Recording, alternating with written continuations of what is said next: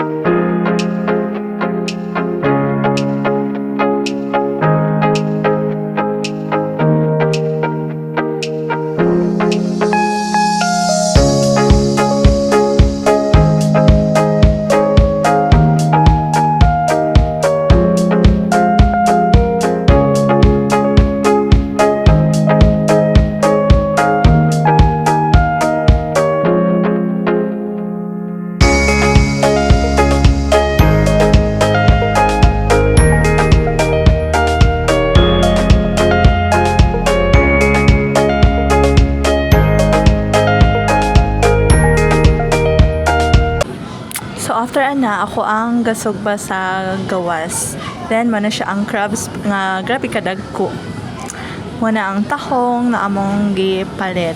Then muna siya katong sinugba. So nibalhin may ani sa gawas ug luto kay nahotdan mig tubil sa kalan. So diha na mi gauling. So man gitabangan ako niya kay dili man ko kabalo mo loto. So siya ang galuto sa amo ang kanon. Igor ako magdohol-dohol, support.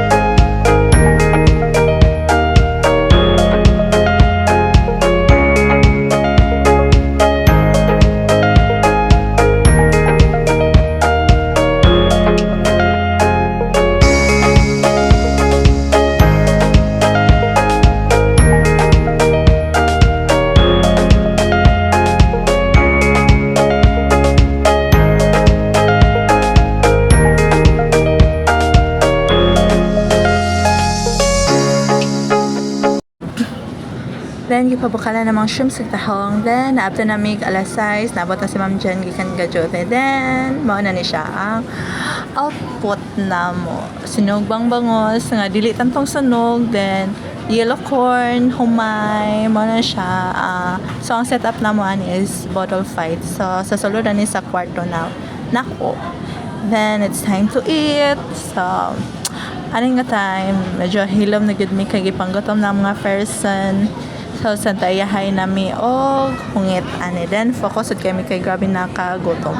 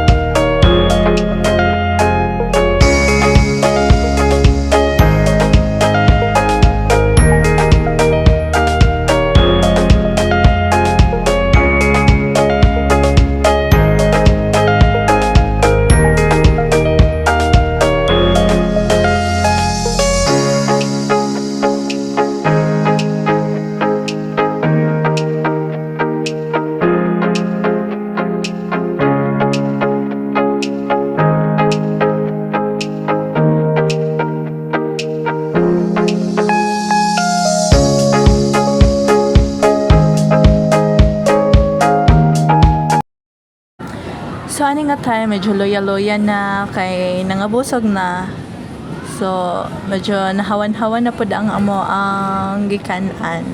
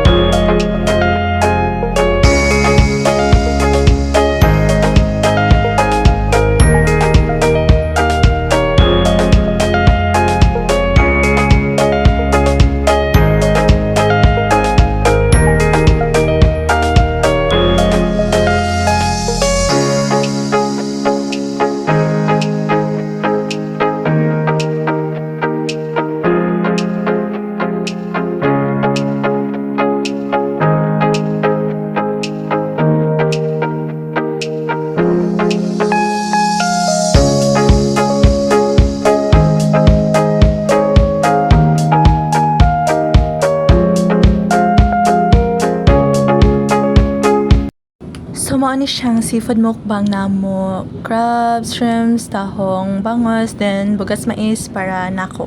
Kaya na yung kumukhaon og humay na bugas. So, thank you for watching. Char.